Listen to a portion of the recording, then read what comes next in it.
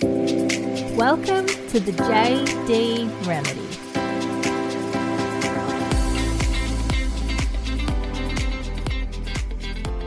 Hi, my little love buckets. Welcome back to another episode of the JD Remedy. I am so excited to have you back this week. I got a lot of really good feedback from last week's episode about how to leave a toxic relationship. So casually, I obviously am going to record the opposite version of that. I was going to do it anyway without everyone's feedback. Because it is two completely different paradigms, whether you're helping yourself out of that situation or you want to help a friend or a family member out of that situation. So I thought I would cover both bases, Let me just have a little sip of coffee because I haven't had my coffee yet this morning and, coffee is life and I'm not about to record this episode dead. I don't think that was a very calming ASMR, but whatever. So, recommendations. What have I watched? Look, I'm not going to recommend you watch Selling Sunset Reunion because it was shite. The only good part was where they awkwardly made Jason and Chrishell talk about why they didn't work, which obviously they had to, and it was devastating because Jason was super emotional and like crying, and it was really sad to watch. And it was really, really beautiful because I think I take my hat off to him. He's in love with her and he could have kept dating her because he's in love with her and he wanted to be with her and strung her along, but it takes a certain kind of man to say, no, I don't want children, but you do. So you go fall in love with someone else and you live your best life and I'll watch. It takes a certain kind of man to do that. So I thought what he did was super admirable, but obviously that's super devastating for Chrishell because I'm not sure obviously if they had that conversation from the beginning, but that's a huge decision. I've been in that situation before in a relationship. That's just a no-brainer. You have to decide on the big things together.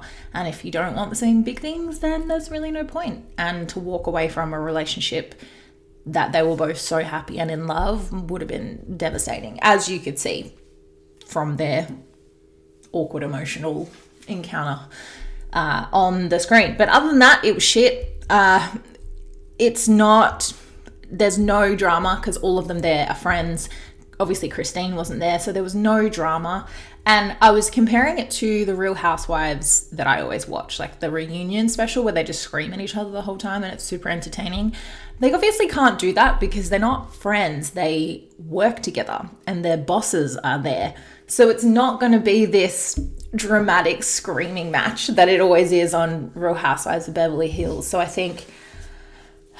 don't know why they wanted a reunion randomly after this season and not any others.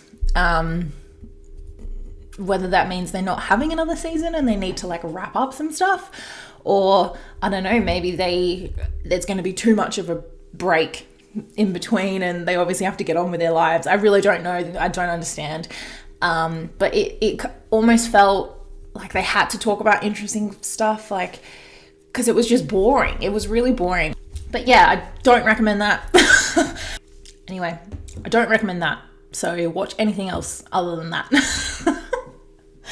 Yeah, considering how huge the show is, the reunion was just shit. I just don't think the reunion is their thing. Obviously the housewives are used to it. But yeah, it's awkward enough talking about your private life in a show, but then having to come on a reunion and get interviewed. Interviewed is very different, I think, to them just going about their daily lives and the cameras being there. So I think it was a little bit awkward for a lot of them. A lot of them were like, yeah.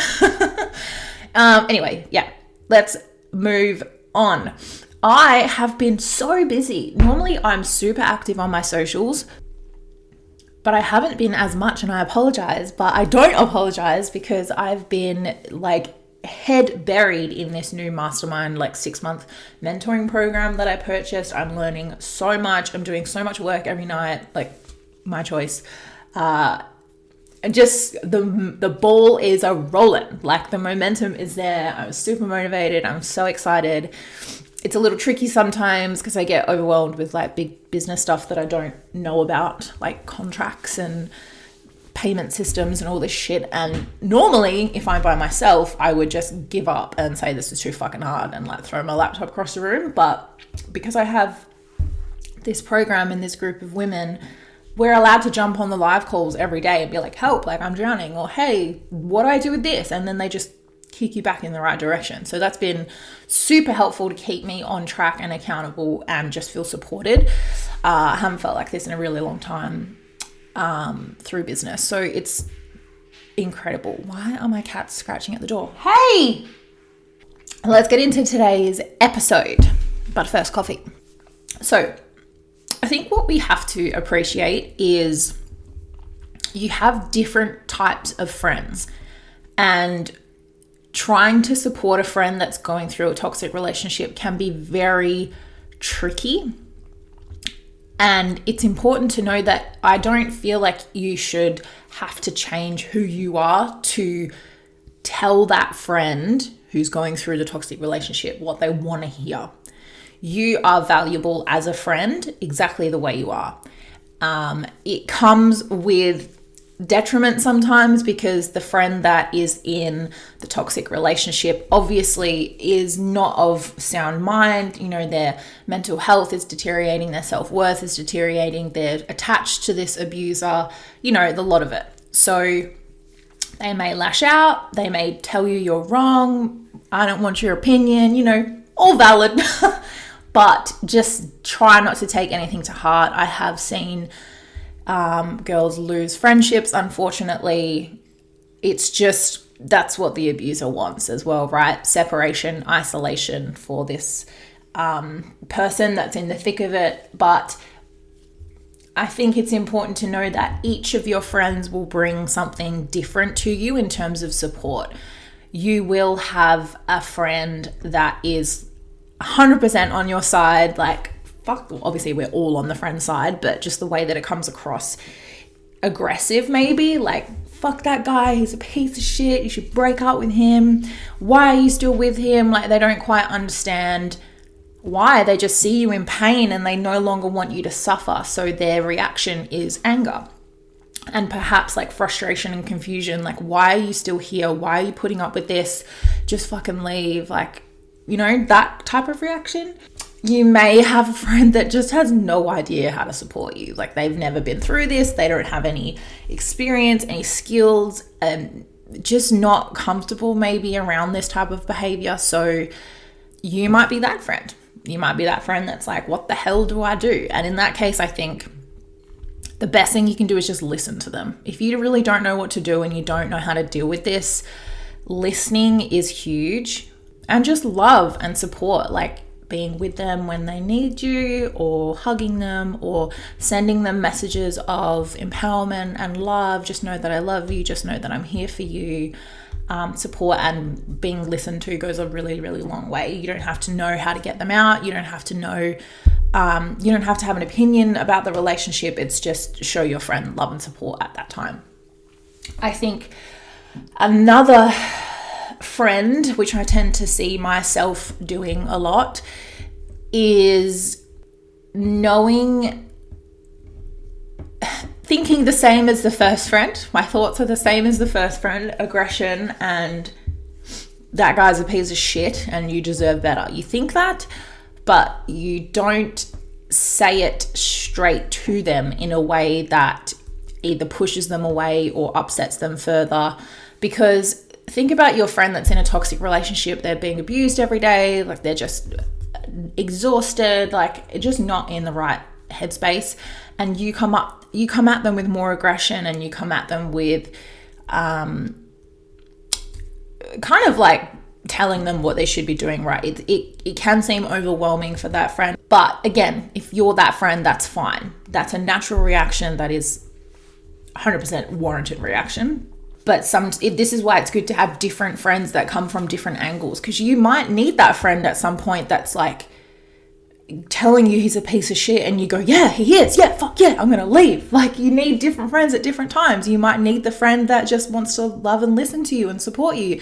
And then the third friend might be someone who's a bit more understanding. Maybe they've been there before, level-headed, and they empower you to make your own decisions. I'll support whatever decision you make. Obviously, I believe that you do deserve better and I care about your safety, but what do you want?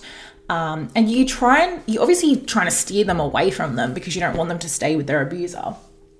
But it's like, you try and help them understand why it's beneficial for them to leave, or how can they leave, and you empower them to make that decision themselves, but you kind of pave the way for them, if that makes sense. I'm trying to give I'll see if I can remember an example just so it's easier. This conversation is obviously, I think, at a different skill level, especially if you haven't been through it yourself. It can be very difficult to turn your emotions off, because a lot of the time I have to watch myself because I can feel myself starting to like get picky.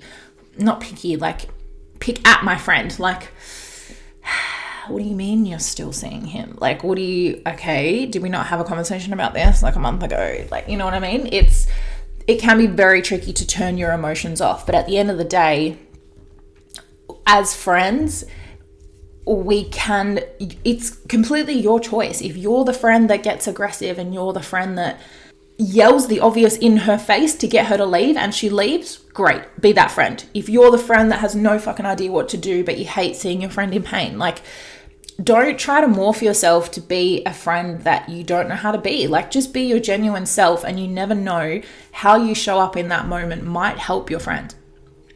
It might be what they need to hear. You know, maybe they don't know how to leave themselves. They're not strong enough. So you could be that aggressive friend. You could be, I say aggression with love, you know what I mean? You're not like abusing your friend. Aggressively persistent about her leaving, right? That's what I mean by aggression. Yeah. You unapologetically be the person that you are for your friend. Just know that it's a ride from the start till the end. It can't be you have a conversation with her once and hope that it sinks in, and if she doesn't leave, you give up on them. That is a huge no-no. I have been very fortunate to have friends that stuck with me through horrendous years of my life, and my relationship was about 3 years long, so that can be taxing. Not only for me but for my friends, like, fucking putting up with that shit, you know. And it was through high school, so they saw him a lot. So you have to understand that the only person that can make the decision to leave is your friend. The only person that's going to leave, unfortunately, is the person that's in that horrible situation. So I think, in a way, be the type of friend you want to be and support them how you want to. Just know they need to be able to feel safe enough and trust you enough to come to you, to tell you things, to reach out, to ask for help. So if you're getting mad at them all the time because they're not listening to your advice, maybe they'll stop coming to you for help when they need it. So yes, show aggression, 100%. Like, babe, I'm so sorry you're going through this. Like, it really frustrates me and upsets me because I hate seeing you in pain and I just want you to be safe. Come from that angle. And then I know it's super hard because unfortunately they are in a very toxic, abusive relationship, but they love them. So it comes across to them disrespectful when you're sitting here going, he's a piece of shit. Even though she knows he's a piece of shit, I think in the heat of the moment, that's what I'm saying, catch your emotions, like, bitch about it to the other friends, he's a piece of shit. Not her, bitch about the guy to the friends, right? Release your emotion, release that anger, and then come with your friend.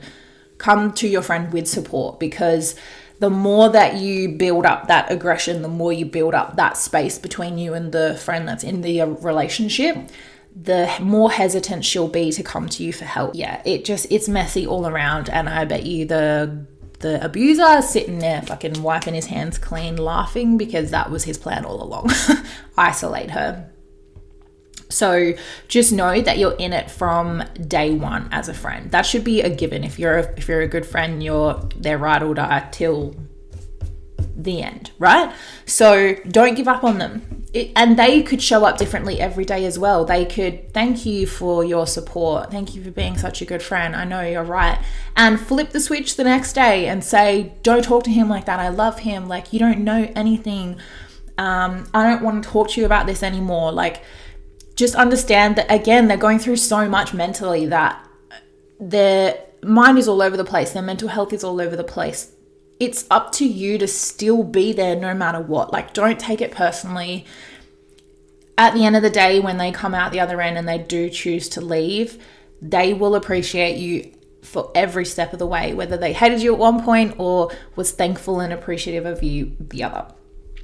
It's critical that you stay with them. And it is tricky. And as the friend that's supporting, I need to come up with 2 names for this because it's super frustrating saying friend and then friend in a relationship.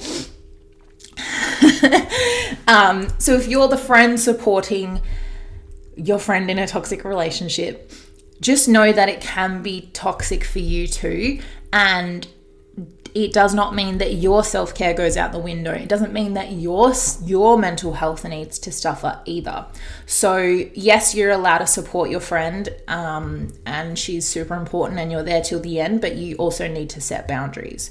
If she decides to stay and this continues, then that also comes with consequences. Like, I support your decision, but just know that us talking about this all the time, or if you have to be around the partner all the time and you don't feel safe, like, you need to set the boundaries yourself as well and just say, like, I love you and I support you, but maybe you need to put some boundaries in place. Like, I am going to support you from a distance, or please text me instead of call me. Maybe you're at home with your husband when the friend calls all the time, or the kids, or whatever it looks like for you. If you can feel your mental health slipping, if you feel stressed all day or anxious, you need to also look after yourself. It's the same thing when the plane's going down, right? You put the mask on yourself first because you can't help other people if you did.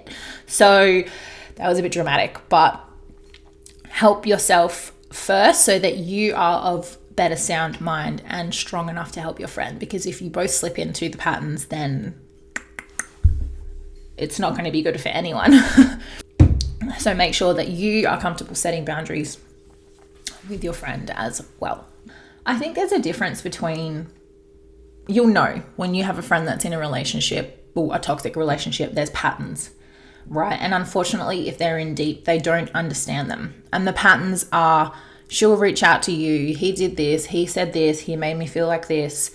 You empower them to leave. They decide to leave. Yeah, I'm going to say this. I'm going to do it. Thank you. I love you so much. And then the next day, did you do it?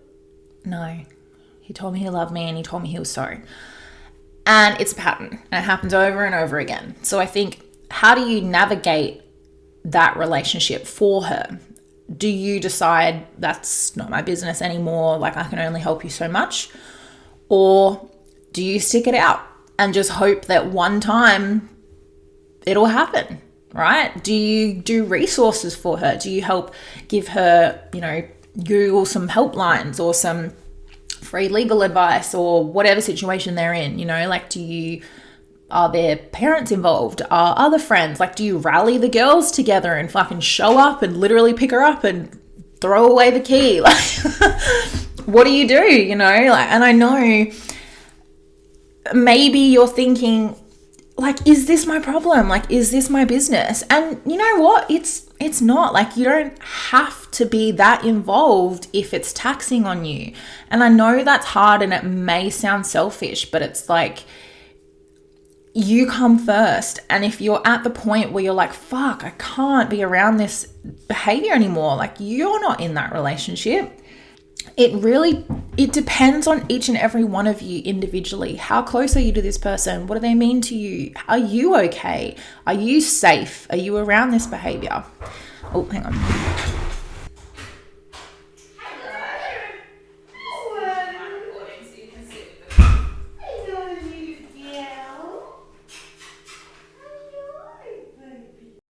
Okay, guys. Wow. What you just heard was my mum coming over for coffee at lunchtime. And it is now 7 o'clock. So if you're watching this on YouTube, it looks very different. But I thought I'd pick back up where we left off. But yeah, I've now got the apartment above me. Someone is showering. So if you can hear background noise, self-care. You know, we gotta love whoever is above me is looking after themselves. So they're not to blame. But I did want to finish this today. I wasn't going to start again. I feel like I just want to carry on. So apologies if it's a little choppy and it jumps to another conclusion. But, you know, it was great to see mum. So yeah, I think in any given moment, if you're the friend watching your friends suffer, it's going to be a challenge. Whether you're someone who's super comfortable supporting them, whether you have no idea what to do, it's uncomfortable for everyone involved. You, I think, can choose to be the friend that empowers her and motivates her and supports without saying it directly, or you can choose to be the friend that's straightforward and doesn't give a fuck. Like, what are you doing, bitch? You know you deserve better. Get off your fucking ass and leave. Not saying either of those ways are right or wrong, and probably depending on what mood your friend is in or what situation they're in, obviously will go very differently. But I think at the end of the day, as long as you can say hand on heart that you have supported them in some way, shape or form, you've let them know that you are there if they need you, then I think that's really all that we can do. I feel like that's all that's expected from us. And from someone that has been in the situation in a toxic relationship, and I've had multiple friends that all did different things, you know, the aggressive ones, the shy ones, the lost ones, the whatever, ones that told me straightforward, you know, sometimes I appreciated it, sometimes I didn't. But at the end of the day, now that I'm out of it, I love them all equally and appreciate them all equally. So, you know, if you can walk away and say, well, I did everything I could, even if it wasn't the right thing to say in the moment, I think you're still a good fucking friend. And I think we shouldn't put so much pressure on ourselves to have all of the answers or be the person that saves them, right? It's not about being the person that saves your friend and the one thing you say is going to change their mind or make a difference, because it might not.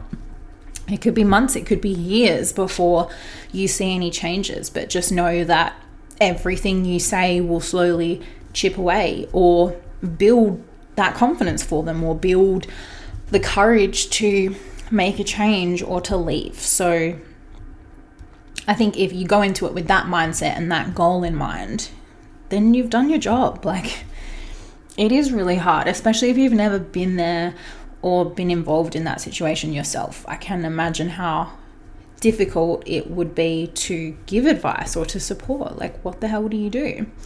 And I think if you're the friend that's going through that, you know, cut your friends some slack. Yes, they might be annoying. Yes, they may not understand or say the right thing, but it's like you have people around you that love you, right? That's all that matters. You have people that care about you.